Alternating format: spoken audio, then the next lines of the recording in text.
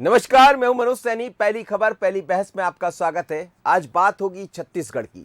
छत्तीसगढ़ में जैसे जैसे खैरागढ़ उपचुनाव की तारीख पास आती जा रही है, वैसे वैसे राजनीतिक गलियारों में हलचल तेज हो गई। उपचुनाव में अब मुद्दे हावी होते जा रहे हैं। जहां एक ओर कांग्रेस रमन सरकार के घोटालों को उछाल रही है, तो दूसरी ओर भारतीय जनता पार्टी भूपेश सरकार पर वादा खिलाफी का आरोप लगा रही। दोनों ही पार्टी खैरागढ़ उपचुनाव में जमकर वार पलटवार कर रहे हैं। इन्हीं मुद्दों को लेकर मध्य प्रदेश के मुख्यमंत्री शिवराज सिंह चौहान भी आज खैरागढ़ के रण में हैं। यानी दो मुख्यमंत्री आमने सामने होंगे, छत्तीसगढ़ और मध्य प्रदेश के।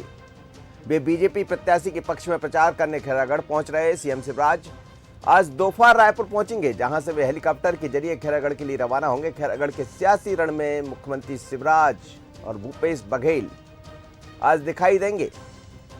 बात बड़ी यह है कि सीएम भूपेश कांग्रेस प्रत्याशी के लिए चुनाव प्रचार में लगे हैं। लगातार हम देख रहे हैं भूपेश की आज 4 सभाएं होना है। सीएम शिवराज मध्य प्रदेश से सटे साहलेवारा और गंडई में बीजेपी प्रत्याशी के पक्ष में जनता से समर्थन मांगेंगे।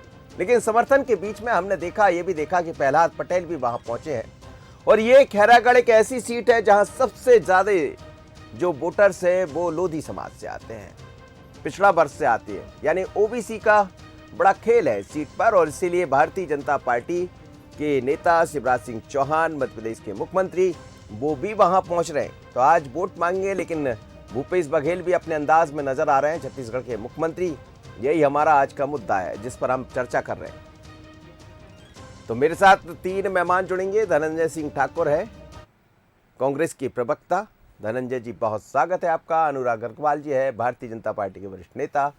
और मोहन तिवारी लगातार बने हुए हैं, तमाम तरह की राजनीतिक सरगर्मियों को देख रहे हैं बड़े नज़दीक से। खैरागढ़ से सीधे जोड़ रहे हैं मोहन। तो सबसे पहले मोहन से ही बात कर लेते हैं। मोहन, खैरागढ़ का उपचुनाव ऐसा लग रहा है जैसे पूरे छत्तीसगढ़ में चुनाव हो रहा हो, और ऐसा जो माहौल दिखाई देता है जब पूरी तरह हम चुनाव में रचे बसे होते हैं, विधानसभा के चुनाव में, तो दिखाई देता है। लेकिन खैरागढ़ की सीट को दोनों ही दलों ने अपनी प्रतिष्ठा की सीट बना लिया। जी मोहन। बिल्कुल। देखिए, ये इसलिए भी है क्योंकि मिशन 2023 को अगर फतह करना है तो उसके पहले इस चुनाव को दोनों ही पार्टियां जीत कर अपने कार्यकर्ताओं को एक मैसेज देना चाहती हैं, ताकि उनका मनोबल बढ़ा रहे। और एक जनता को भी ये मैसेज जाएगा कि ये सीट जीतने के बाद जो पलड़ा है वो किसका भारी है। और इसीलिए दोनों ओर से ताकतें लगाई जा रही हैं। खास बात ये भी है कि इस सीट में जो ज़्यादा हम देख रहे हैं कि स्टार प्रचारकों की भीड़ सी भी दिखाई दे रही है। वो इसलिए क्योंकि इस सीट में बहुत कम अंतरों से बीजेपी ने जो है वो पिछले 2018 के चुनाव में हार झेली थी। वो करीब 800 वोटों का अंतर था। और कांग्रेस तीसरे नंबर पे थी। ये सीट थी जनता कांग्रेस जोगी की। ऐसे में बीजेपी को ये लगता है कि अब जनता कांग्रेस जोगी उतनी ताकतवर नहीं है, तो ये सीट वो जीत सकती है। ऐसे में जब बीजेपी को एज मिला तो कांग्रेस ने ये भांप लिया कि अगर ये सीट बीजेपी जीत जाएगी तो एक पूरे प्रदेश में मैसेज जाएगा, जिससे 2023 में जो है एक बीजेपी के कार्यकर्ताओं को मनोबल मिल जाएगा। 14 सीटों वाली जो बीजेपी है वो जो है मनोबल से भरी हुई नजर आएगी। इसीलिए मुख्यमंत्री ने वहां मोर्चा संभाला है और पिछले 8 दिनों से लगातार वो हर दिन 3-4 सभाएं कर रहे हैं। मैं इसमें भी आपका ध्यान खींचना चाहूँगा कि लगातार मध्य प्रदेश के बड़े नेताओं को बुलाने की वजह यह है कि ये वो क्षेत्र है जहां से मध्य प्रदेश की आवाजाही, मध्य प्रदेश के लोगों की आवाजाही भी ज़्यादा रहती है। ऐसे में यहाँ के निवासी जो हैं वो इस बात को लेकर तुलना करते हैं कि मध्य प्रदेश में उन्हें क्या मिल रहा है, छत्तीसगढ़ में क्या मिल रहा है। और इसीलिए इसी बात को भुनाने के लिए हम देख रहे हैं कि मध्य प्रदेश के नेताओं को उतारा जा रहा है, जिसमें शिवराज सिंह चौहान और प्रहलाद पटेल का भी नाम है। जातिगत समीकरणों की वजह तो है ही है, लेकिन मध्य प्रदेश से प्रभावित छत्तीसगढ़ के इस क्षेत्र के लोग हैं कि वहाँ पर प्रधानमंत्री आवास बन रहे हैं, वहाँ लोगों को किस तरीके की सुविधाएं मिल रही हैं। और ये क्योंकि जनता कांग्रेस जोगी की सीट थी, ये माना गया कि इसे उपेक्षा में कांग्रेस ने रखा, और इसीलिए ये बड़ा मुद्दा बन गया। जिसे लेकिन आप जो मोहन बात कर रहे हैं उपेक्षा में रखा, ये जो घोषणाएं कर रहे हैं, आप जो कह रहे हैं कि उपेक्षा में रखा इस सीट को, तो क्या उपेक्षा दिखाई देती है यहाँ इस सीट पर?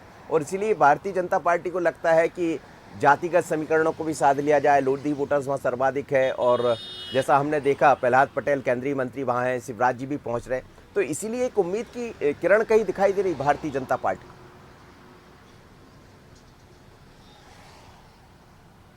बिल्कुल देखिए, जातिगत समीकरणों के हिसाब से तो दोनों ही पार्टियों ने लोधी उम्मीदवार दिया है, इसलिए ताकत दोनों ओर से बराबर है। लेकिन स्टार प्रचारकों के आने से, उस समाज के लीडरों के आने से अलग असर पड़ता है। कांग्रेस में ऐसा कोई बड़ा लोधी लीडर अभी है नहीं, लेकिन मुख्यमंत्री भूपेश बघेल का चेहरा ऐसा है कि वो पूरे प्रदेश में कका के नाम से प्रसिद्ध हैं। किसानों के लिए उन्होंने काम किया, तो उनके चेहरे के सामने जो है बीजेपी की स्थानीय जो लीडरशिप है वो कमज़ोर पड़ती दिखाई दे रही थी। इसीलिए बाहर से नेताओं को बुलाया गया। लेकिन जब हमने इस पूरे क्षेत्र की नब्ज टटोली तो एक बात यहाँ के निवासी बार बार कह रहे थे कि उनका जिला पहले बन जाना था। बाजू में एक जिला बन गया, इसलिए थोड़ी सी उपेक्षा के भाव यहाँ पे क्षेत्रों के लोगों को थे। दूसरी जो महत्वपूर्ण बात है, प्रधानमंत्री आवास योजना के काम मध्य प्रदेश में तेजी से हो रहे हैं, और ये बाजू के विधानसभा में जो वहाँ से लोग बाजार करने या और चीज़ों के लिए आते हैं, वो ये जब बताते हैं तो उनके मन में जरूर ये भाव आता होगा। और इसीलिए ये दो महत्वपूर्ण कारणों से लोगों को लगा। लेकिन इन सब बातों को कांग्रेस अब दूर करने का प्रयास कर रही है। चलिए मोहन, आप बने रहिएगा, थोड़ी देर में एक और आपसे प्रतिक्रिया लूंगा, फिर मैं समझ सकता हूँ आपको वहाँ पहुँचना होगा, मैं छोड़ दूंगा। धनंजय जी, सवाल यही आपसे पहला सवाल रहेगा, क्योंकि सरकार आपकी है और वो एक ऐसी सीट रही है जहां ऐसा कहा जाता रहा, जैसा मोहन भी बता रहे हैं कि उपेक्षा का आरोप लगता रहा है, पर जातिगत समीकरण बहुत अलग है। लोधी वर्सेस लोधी वहां दिखाई दे रहा है, और जैसा हमने देखा प्रहलाद पटेल वहां पहुंचे, शिवराज जी भी आज पहुंच रहे। क्या शिवराज जी के पहुंचने से चिंता बढ़ेगी? देखिए मनोज जी, निश्चित तौर पर 15 साल तक छत्तीसगढ़ में भारतीय जनता पार्टी की सरकार रही है। रमन सिंह जी मुख्यमंत्री रहे। रमन सिंह जी खैरागढ़ को अपने बचपन का दिन बताते थे और बोलते थे कि वहां गुल्ली डंडा खेले हैं, लेकिन 15 साल के सत्ता के दौरान उन्होंने खैरागढ़ की जनता की अपेक्षाओं को पूरा नहीं किया। लंबे समय से खैरागढ़ की जनता उसको जिला बनाने की मांग कर रहे थे, लेकिन उसको जिला नहीं बनाया गया। और दुर्भाग्य की बात है, जब रमन सिंह जी मुख्यमंत्री थे तो गंडई के लोगों ने तहसील बनाने को लेकर जो आंदोलन किया, उस दौरान भारतीय जनता पार्टी की सरकार ने गंडई के लोगों के ऊपर लाठीचार्ज किया, 35 से अधिक लोगों के ऊपर एफआईआर कर दिया, लेकिन गंडई को जिला तहसील बनाने का काम नहीं किया। मुख्यमंत्री माननीय भूपेश बघेल जी ने गंडई को तहसील का निर्माण भी किया, और लगातार आप देखेंगे खैरागढ़ के विकास के लिए हमारी सरकार काम कर रही है। पहले हमारा बजट जो प्रस्तुत हुआ उसमें खैरागढ़ में 50 से अधिक बिस्तरों के सामुदायिक अस्पताल के लिए हमने बजट पारित किया है, और खैरागढ़ की जनता का जो भी मांग है उसको लगातार हम उसे पूरा करने जा रहे हैं। और एक बहुप्रतीक्षित उनकी जो मांग रही है, हमने उसको चुनाव में घोषणा किया है कि 16 तारीख को परिणाम आएंगे और हम वहां 17 तारीख को जिला बनाएंगे जी। तो समझ में आता है कि वहां पे किस प्रकार से भारतीय जनता पार्टी ने खैरागढ़ का शोषण करने का काम किया। और स्वयं जो मुख्यमंत्री रहे उस दौरान रमन सिंह जो खैरागढ़ को अपने मातृभूमि बताते थे, वहां की मट्टी कर्ज अदा करने की बात करते थे, लेकिन उन्होंने उस खैरागढ़ के दायित्व के निर्वहन नहीं किया था। जी धनंजय जी, मैं आपसे अनुराग जी आपके पास आ रहा हूँ। ये जो सीट है, आप लोग ने भी प्रतिष्ठा की सीट इसको बना लिया, जैसा दिखाई दे रहा, लगातार मोहन वहाँ कवरेज कर रहे हैं। क्या आपको लगता है कि भले 2023 का 2017-18 का जब चुनाव हुआ तो उस समय आप जीत हासिल नहीं कर पाए, लेकिन खैरागढ़ से कई उम्मीद दिखाई दे रही है, और खैरागढ़ से क्या 23 का रास्ता तय होगा? देखिए, भारतीय जनता पार्टी तो हमेशा जनता की सेवा में रहती है और चुनाव उसके लिए नया नहीं है। भारतीय जनता पार्टी एक सांगठनिक पार्टी है, तो कहीं भी चुनाव हो बड़ी शिद्दत से लड़ती है और जीत का प्रयास करती है। 4 राज्यों के चुनाव में जिस प्रकार के परिणाम आए, पूरा देश ने जैसे कांग्रेस को हाशिए पर डाल दिया, तो निसंदेह इसका एक उत्साह छत्तीसगढ़ के कार्यकर्ताओं में भी आया है। और विषय जहां तक खैरागढ़ की है, तो खैरागढ़ या किसी क्षेत्र के विकास के लिए भारतीय जनता पार्टी हमेशा प्रयास करती रहेगी। अब कांग्रेस की बात करें तो छत्तीसगढ़ में एक कहावत है, आवन लगे बारात तो ओटल लगे कपास। अब जब चुनाव सिर पर आ गया है, तब ये घोषणा कर रहे हैं कि राज्य जिला बनाएंगे। 3.5 साल में क्या किया? सरकार तो आपकी भी नहीं थी 15 साल। जब राज्य बना था मनोज जी, तो आपको मालूम होगा कि कांग्रेस की सरकार कभी छत्तीसगढ़ जैसे छोटे राज्य भी नहीं देना चाहती थी। हम तो मध्य प्रदेश के सहोदर हैं, वो तो अटल बिहारी वाजपेयी जी की दूरगामी सोच थी जिन्होंने उस छत्तीसगढ़ को राज्य दिया। और हमने छत्तीसगढ़ को जब राज्य मिला तब से लेके 15 सालों में बीमारू राज्य से विकसित राज्य में भारतीय जनता पार्टी के कार्यकाल में हुए हैं। और इसीलिए परिणाम है उसी गंडई। वो बात अलग है कि आपके विकास को जनता समझ नहीं पाई हो 2017 जी। मनोज जी, 3 साल से यही इसी जनता ने हमें प्यार दिया था। वो तो कांग्रेस के भुलावे में आके जनता उसे वोट दे बैठी, बल्कि खैरागढ़ की जनता तो उस समय भी कांग्रेस को वोट नहीं दी थी, उन्होंने उस समय राजा साहब को वोट दिया था। लेकिन अब जनता समझ चुकी है कि ये जो कांग्रेस है ये अवसरवादी कांग्रेस है। आज अगर 3.5 साल में ये कार्य किए होते तो मुख्यमंत्री जी को 5-5 किलोमीटर गली गली घूम के प्रचार करने की आवश्यकता नहीं पड़ती। और एक अद्भुत बात है भाई, एक उपचुनाव के लिए घोषणा पत्र जारी करना पड़ रहा है। अरे आपने तो जो जन घोषणा पत्र जारी किया था उसके वादे पूरे नहीं कर पाए, फिर एक घोषणा पत्र जारी किए हैं। कितने घोषणा पत्र जारी करेंगे? और एक बड़ी मांग नहीं और नहीं थी, जिला आप तो अब इनको बनाना पड़ेगा मनोज भाई, जी लेकिन एक बड़ी मांग और थी वहां के खैरागढ़ की जनता के लिए। राजनांदगांव से बिलासपुर तक जो एक रेलवे लाइन चलता था, जब अधीर रंजन चौधरी जी राज्य मंत्री हुआ करते थे रेलवे, तब उन्होंने लिखित प्रश्न के उत्तर में कहा था कि ये अलाभप्रद जगह है, यहाँ पे हम रेलवे स्टेशन नहीं बनाएंगे। हम्म। भारतीय जनता पार्टी के सांसदों के प्रयास से आज वो प्रयास असफल होता दिख रहा है। तो खैरागढ़ की जनता जानती है कि कौन उसके हित में है। ठीक है। फिर वो बात जो मोहन भाई ने कही कि प्रधानमंत्री आवास योजना, वो देख रहे हैं लगे हुए मध्य प्रदेश में आवास योजना सफल है, ये हाँ। आज 11 लाख आवास वापस कर दिए हैं। तो जनता इन सबका प्रश्न तो पूछेगी और मुख्यमंत्री जी को घूम घूम के उसको उत्तर देना पड़ रहा है भाई, गली गली जाना पड़ रहा है मुख्यमंत्री जी को। चलिए मैं लौटूंगा, धनंजय जी कुछ कहना चाह रहे हैं, लेकिन मोहन जी से एक बार वो कर ले। जी धनंजय जी क्या बोल रहे हैं? जल्दी मैं आ रहा हूँ, आपके पास ही आऊंगा। मोहन से एक प्रतिक्रिया ले। आज भी भारतीय जनता पार्टी के नेता अहंकार से ग्रसित हैं। सत्ता छिनने के बाद भी इनका अहंकार खत्म नहीं हुआ है। हम सत्ता में है और माननीय मुख्यमंत्री भूपेश बघेल जी लगातार जनता से संवाद करते हैं। ये गली गली की बात करते हैं, मत करो। मुख्यमंत्री जी घर घर जा रहे हैं क्योंकि जनता के प्रतिनिधि करते हैं, वो जनता को कद्दा अरे करती है। साहब, वो तो लेकिन 12 हमारे तारीख के बाद देखेंगे कि मुख्यमंत्री जी कहाँ गए। लीजिए ना भाई, अगर ये 12 आपका तो साढ़े अहंकार 3 साल जाते ना। है। सत्ता आप भारतीय रमन सिंह का अहंकार नहीं टूटा। 39 मांग भारतीय जनता पूरा पार्टी करेंगे का बोले अहंकार हैं, नहीं टूटा। मतलब 3.5 साल में किए नहीं, करके तो करेंगे बोले हैं। अगर कर दिए रहेंगे तो लिखना नहीं पड़ता। बोलिए बोलिए बोलिए, जनता सुन रही है, बोलिए। इसका अहंकार है और इसी अहंकार को छत्तीसगढ़ की जनता ने तोड़ने का काम किया है। अभी मैं देख रहा था रमन सिंह जी पान ठेला में गए, पान ठेला वाले ऐसे बोलता है बड़े दिन बाद मतलब समझ लीजिए 15 साल सत्ता रहते जनता से तो मिले नहीं, सत्ता जाने के बाद भी रमन सिंह जी जाके कई लोगों से मिलते नहीं थे। अरे सुन रहे ना भाई, अरे आपका अहंकार ये आपका चलिए जी चलिए सर, मैं मेरा भी आपसे सवाल रहेगा, आप दोनों से सवाल रहेगा। मैं एक मोहन से एक प्रतिक्रिया ले लूँ। मोहन के पास है। मोहन, ये आप सुन रहे हैं, ये मुद्दे क्या वहां पर दिखाई देते हैं? जैसे सरकार ने कहा कि जैसे ही हमारी सरकार बनेगी हम उसको जिला बना देंगे। दूसरी तरफ जो लोधी वोटर्स, जातिगत समीकरणों की बात तो होगी, क्योंकि भारतीय जनता पार्टी एक अलग तरह की रणनीति के साथ आगे बढ़ती है हर चुनाव में। जीत हार किसकी होना वो अलग मुद्दा है, क्योंकि बाघेल सरकार भी वहां पर बेहतर काम कर रही है, जैसा आप जनता से लगातार बातें कर रहे हैं। तो काम दिखाई देगा या जातिगत समीकरण में फिट बैठेंगे?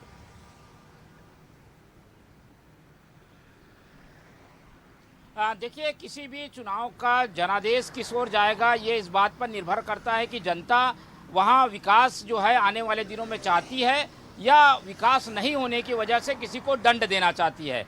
ये चुनाव ऐसे समय में हो रहा है जब 1.5 साल बाद फाइनल होना है। ऐसे में मुझे दोनों प्रवक्ताओं के जो तर्क मैंने सुने, उसमें एक ओर से ये बातें आ रही हैं कि यहाँ पर काम नहीं हुआ, दूसरी ओर से बात ये आ रही है कि काम अभी कर दिया जाएगा जैसे ही परिणाम आएंगे। तो जो जनता है वो चाहती है कि ये 1.5 साल जो है वो अभी जो 3 साल में नहीं हुए वो 1.5 साल में चीज़ें हो जाए, उसको अपने कामों से मतलब है। और इसलिए काफ़ी कुछ लोग इस बात को लेकर आशान्वित रहते हैं कि जो भी सत्ता में है वो उनके काम कर पाएगा। ऐसे में अगर परिणाम भाजपा के पक्ष में आते हैं तो क्या वो काम हो पाएंगे, इसको लेकर संशय है। जनता भी इस बात को समझती है, क्योंकि मुख्यमंत्री जो है वो तो हट नहीं रहे हैं, इस परिणाम से कोई सत्ता में असर पड़ नहीं रहा है।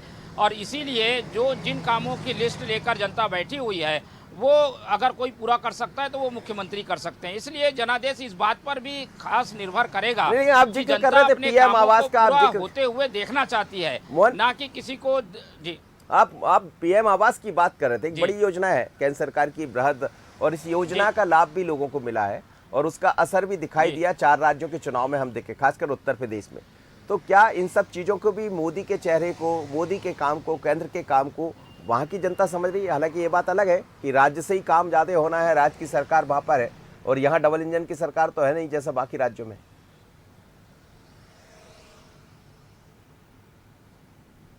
बिल्कुल, देखिए, जब ये चुनाव शुरू हुआ था तो ये मुद्दे काफ़ी अहम थे कि यहाँ पर विकास क्यों नहीं हो रहा, या यहाँ पर प्रधानमंत्री आवास के काम क्यों बंद पड़े हैं।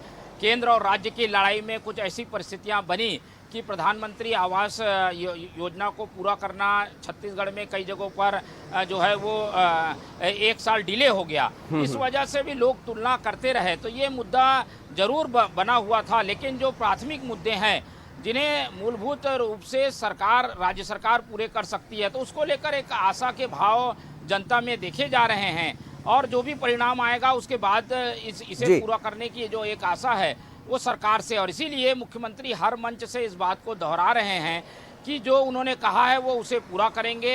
हर काम को जो कहा वो पूरा करने की रणनीति पर कांग्रेस काम करती रही, तो उसी रणनीति के तहत हर मुद्दे को जो है हल किया जाएगा। और एक कम डाउन चलाया जा रहा है खैरागढ़ में कि इतने बज के इतने मिनट में आपकी जो घोषणाएं हैं, जो आशाएं हैं वो पूरी कर दी जाएंगी, तो उसका भी खासा असर शिवराज जी जो 2 जगह आज पहुंच रहे हैं, जो 2 स्थान उन्होंने चुना है, इसकी क्या मैं समझना चाहूंगा, इसकी जातिगत समीकरण भी समझना चाहूंगा, और शिवराज जी के जाने से कितना असर पड़ेगा?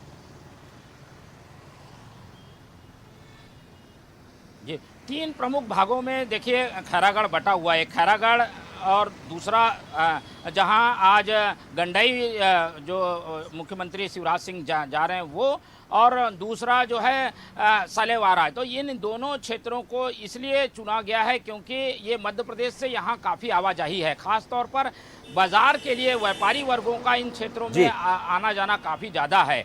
ये लोग मध्य प्रदेश से अपने आप को ज़्यादा जुड़ाव महसूस करते हैं और इसीलिए शिवराज सिंह की लोकप्रियता इन क्षेत्रों में भी असर कर सकती है। और इसी बात को ध्यान में रखकर, क्योंकि आम उपचुनाव में आमतौर पर मुख्यमंत्री जैसे बड़े कद के व्यक्ति को नहीं उतारा जाता, लेकिन इस चुनाव में हम देख रहे हैं वजह यही है कि यहाँ पर भी शिवराज सिंह जी की जो छवि है उसका लाभ भाजपा लेना चाहती है। उनके चेहरे का लाभ यहाँ पर लोगों को मिले, क्योंकि यहाँ मध्य प्रदेश से ज़्यादा जुड़ाव लोग महसूस करते हैं। चलिए मोहन, आपका बहुत बहुत धन्यवाद। आप बाकी खबरों पर निगाह बनाए रखिएगा और खैरागढ़ की तमाम खबरें आप लगातार मोहन वहां से दे रहे हैं, पल पल की खबरें भी दे रहे हैं, और चुनाव बड़ा दिलचस्प हो गया। वापस लौटूंगा धनंजय जी की तरफ। धनंजय जी, अपनी बात भी पूरी कीजिएगा, लेकिन आपसे मेरा एक सवाल भी रहेगा कि जिस तरह मोहन बता रहे हैं कि बाकी स्थितियां बहुत अलग है और शिवराज जी पहुंच रहे, क्योंकि ये बॉर्डर, ये क्षेत्र लगा हुआ है मध्य प्रदेश से, तो क्या असर दिखाई देगा? देखिए, मैं बता दूं मनोज जी, भारतीय जनता पार्टी के जितने नेता, कल भी प्रहलाद पटेल जी आते, केंद्रीय मंत्री है, और यहाँ छत्तीसगढ़ में जो किसानों को धान की कीमत 2500 रुपए दिया जा रहा है, जो भविष्य में 2800 होने की संभावनाएं पत्रकारों ने कही, तो प्रहलाद पटेल जी ने कहा कि छत्तीसगढ़ दिवालिया हो जाएगा। तो जो भाजपा नेता किसानों को पैसा देने में दिवालिया होने की बात करते हैं, शिवराज सिंह चौहान जी तो बगल वाले राज्य में है। छत्तीसगढ़ किसानों को पता है कि भूपेश बघेल की सरकार तो अपने किसानों को धान के 2500 रुपए दे रही है, लेकिन शिवराज सिंह की सरकार में जो समर्थन मूल्य में धान खरीदी वो भी नहीं हो पा रहा है। स्वाभाविक सी बात है, छत्तीसगढ़ बिजली बिल हाथ योजना मिल रहे हैं और शिवराज सिंह के राज्य में तो नहीं मिल पा रहा है। और 15 साल तक जो मध्य प्रदेश में शिवराज सिंह जी चौहान मुख्यमंत्री रहे हैं, जब चौथी बार चुनाव हुआ तो वहां की जनता ने उनको खारिज कर दिया था। वो तो अलग विषय की लोकतंत्र की हत्या करके, जनमत की हत्या करके शिवराज सिंह चौहान जी दोबारा मुख्यमंत्री बन गए। वो 4 राज्यों का जिक्र कर रहे हैं, उसका क्या करें? देखिए, 4 राज्यों हम चुनाव लड़े हैं, हमने 4 राज्यों में चुनाव लड़ा। उत्तर प्रदेश में अगर भारतीय जनता पार्टी विकास की बात कर रही थी तो 315 सीट से तो 255 सीट पर आ गई। इनको तो 400 सीट पर जाना चाहिए था वहां पर। गोवा में, उत्तराखंड में क्या स्थिति सबको पता हुआ है। तो भारतीय जनता पार्टी में रहे, हमने जनता के शिवराज जी जहाँ गए थे वहाँ उनकी छवि काम की है, उत्तराखंड और उत्तर प्रदेश में कुछ जगह। जी देखिए, लेकिन जो 312 प्रत्याशी के जमानत जब्त, आपके पुनिया जी के लड़का के घर में जमानत जब्त, कुछ तो शर्म रखो भाई। जहाँ हार गया वहां स्वीकार करो, जहाँ हार गया वहां स्वीकार करो। 2 सीट दो, कुछ तो शर्म रखो भाई। आसाम चले गए अनुराग जी, लेकिन बड़ा जहाँ अयोध्या में राम जी का मंदिर बन गया, जहाँ काशी मंदिर बन गया, वो तो 400 सीट भाजपा को 312। लेकिन अनुराग जी आपसे सवाल है मेरा कि यदि आप ये कह रहे हैं 4 सीटों से आप उम्मीद लगाकर बैठे हैं कि खैरागढ़ में आपके पक्ष में आएगा, लेकिन वहां आपकी सरकार थी, डबल इंजन की सरकार की आप बात करते थे। उत्तर प्रदेश में आपकी सरकार थी, उत्तराखंड में आपकी सरकार थी, गोवा में आपकी सरकार थी, और उसके बाद आपने वापसी की है, तो वहां का अलग मिजाज था, यहाँ का मिजाज अलग है, यहाँ आपकी सरकार नहीं है। मैं 2 बात बताना चाहूंगा मनोज जी आपको। पहली बात, जो ये किसानों की बात कर रहे थे माननीय धनंजय जी, उस बात को बताना चाहूंगा। ये सरकार जब से बनी है किसान को बदनाम और अपमानित करने का लगातार प्रयास कर रही है, और उनके बहाने जो उधार का पैसा ले रही खुद खा रही है। केंद्र सरकार MSP पे सारा पैसा केंद्र सरकार देती है, ये सिर्फ देते हैं अंतर की राशि जो 10-12 हजार करोड़ के आसपास होता है। 51,000 करोड़ का कर्जा लिए हैं, ये असम में जाके लगा दिए, ये उत्तर प्रदेश में लगा दिए और 10 जनपद को खुश करने में पैसा लगाते हैं और बहाना करते हैं कि किसान के लिए कर्जा ले रहे हैं। तो 51,000 करोड़ में किसान को दिए 14,000 करोड़ रुपए, 35,000 करोड़ रुपए ये सरकार खा चुकी है, उसका हिसाब मांगो तो ये बड़ी परेशान होने लगती है। और तो दूसरी मध्य प्रदेश में भी कर्जा तो मध्य प्रदेश सरकार भी ले रही। अरे साहब, लेकिन मध्य सरकार जमीन में लगा रही है, कांग्रेस सरकार के समय खानी नहीं है, हिसाब दे रही है। अरे आप कहते हैं किसान के लिए कर्जा लिए, 50,000 करोड़ रुपए किस किसान को दिए हो भाई? आप तो 15,000 करोड़ रुपए दिए हो, बाकी पैसा गया कहाँ? जब भारतीय जनता पार्टी के नेता, जब भारतीय जनता पार्टी के कार्यकर्ता इस 50,000 का हिसाब मांगते हैं, परेशान होने लगते हैं। किसानों को वादा पूरा नहीं करिए, किसानों के नाम पर कर्जा कर्जा लेके लेके हम लोग चैनल में चल रहे हैं मनोज जी। जी जी जरूरत पड़ेगी चलिए। ना, हम 25,000 का कर्जा लेंगे और किसानों को धान की पैसा देंगे। हमको रमन सिंह की तरह नहीं है ये 40,000 करोड़ का कर्जा लेके भाजपा के केंद्रीय तौर पर फूल बरसा है, कमीशन थोड़ी की है। चलिए, कोई समझ नहीं पाएगा, चर्चा कर लीजिए, चर्चा कर लीजिए। अनुराग जी एक छोटे से सवाल का जवाब दीजिएगा। शिवराज जी को आप बुला रहे, रमन सिंह जी लगातार 15 साल तक वहां रहे और सरकार उन्होंने चलाई, तो क्या शिवराज जी का चेहरा ज्यादा मुफीद है वहां पर जो शिवराज जी वहां पहुंच रहे हैं? प्रहलाद पटेल को आप बुलाए, रमन सिंह जी से काम नहीं चला? भाई साहब, हमारे पास तो पूरे देश भर में नेता है, जहाँ नेता जहाँ चुनाव रहेगा ले जाएंगे। कांग्रेस के समान थोड़ी कि नेता ही खत्म हो गए। भूपेश बघेल जी बचे, प्रियंका गांधी 2 सीट पे आ गई, राहुल गांधी को कोई पूछ नहीं रहा है, तो ये कहाँ से नेता लेके आएंगे? और जहां तक अब बात कर रहे हैं शिवराज जी की, जो क्षेत्र में शिवराज जी की सभा हो रही है सालेवारा और कंडाई, वो मध्य प्रदेश में लगा हुआ है। मैं कहता हूँ मनोज जी, जमीनी स्तर में उस क्षेत्र में जाके देखिए, सड़कों के हाल ऐसे हैं कि 2 गाड़ी आगे पीछे जाती है तो पीछे गाड़ी की विजिबिलिटी 0 हो जाती है, धूल से अटक पड़ा है। चलिए धनंजय जी जवाब दे दी 30 सेकंड में जल्दी। क्या क्या कमीशन को मध्य प्रदेश में प्रधानमंत्री आवास हर गांव में धनंजय जी जवाब दे दी जल्दी, टाइम नहीं मेरे पास। जल जीवन मिशन में चलिए अनुराग जी जवाब सुन लीजिए। जी जो 5 किलो चावल भेजना उसको भी तो मत दो यार गरीबों को। धनंजय जी टाइम नहीं सर। मनोज जी, नरेंद्र मोदी जी 7 साल से केंद्र में सरकार में है, 147 लाख करोड़ का विदेश का कर्जा ले लिए, लेकिन किसानों को जो वादा किया था समर्थन मूल्य की डबल राशि देंगे अब तक नहीं दे पाए। झूठ खुलेआम मंच पे बन के ये हिम्मत तो कांग्रेसी रख सकते हैं भाई। अरे नरेंद्र मोदी से ज्यादा कोई झूठ नहीं बोलता देश में, और आप चलिए सर